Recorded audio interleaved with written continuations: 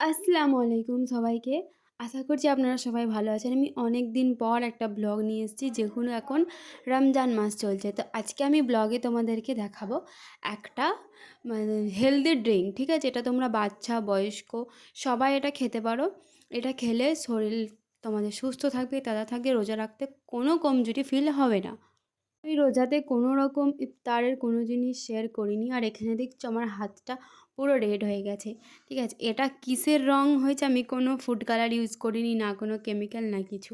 আর এটা আমি বানিয়েছি লস্যি। এটা আমি ঘরোয়াভাবেই বানাই সব রকম জিনিস দিয়ে। আর এটার ফ্লেভার ছিল ভ্যানিলা। আমি এই লস্যির রেসিপিও তোমাদের সাথে শেয়ার করব, এটাতে কী কী মেশাতে হয়, কীভাবে বানাতে হয়। এখানে ছিল গাজর, বিট, আপেল, আরও আমলকি, এই সমস্ত কিছু দিয়ে আমি জুসটা বানিয়েছিলাম। তারপরে এখানে আমি পাথরঘাটা থেকে এনেছিলাম, মানে আমাদের বাজার থেকে এনেছিলাম মিষ্টি।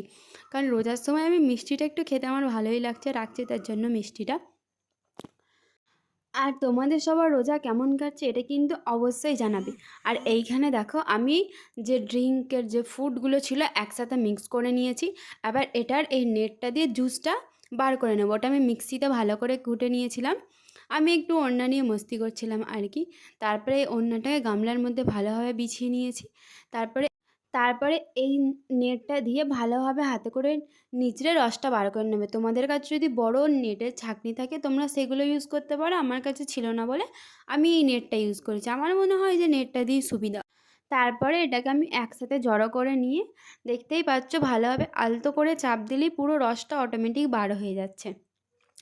আর এই ফ্রুট জুসটা খাওয়ার উপকারিতা অনেক আছে। আর তোমরা এই রমজান মাসে অবশ্যই নিজেদের ফেভারিট রেসিপি আমাকে শেয়ার করবে। তারপরে যে অবশিষ্ট ছিবড়েগুলো বার হয়েছিল এটা দিয়ে আমি একটা হার্ট বানিয়েছিলাম। আমি তো কুচভি করতে থাকি যখন তখন। এই দেখছো হাড়টা কত সফট।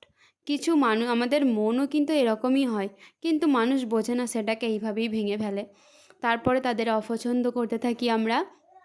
তারপরে এইখানে রান্নার জন্য আদা রসুন রাখতো, যেহেতু মাংস রান্না হচ্ছে রমজান মাসে, তো মাংস থাকবেই, কিছু থাক আর না থাক। তার জন্য এখানে আদা রসুনটা আমি পিসবো, কারণ মা পিসতে গিয়ে কি হয়ে গেছিলো কি জানি, মিক্সি আর কাজ করছিল না, হয়তো উল্টো পাল্টা বসানোর জন্য এরকম হয়ে গেছিলো।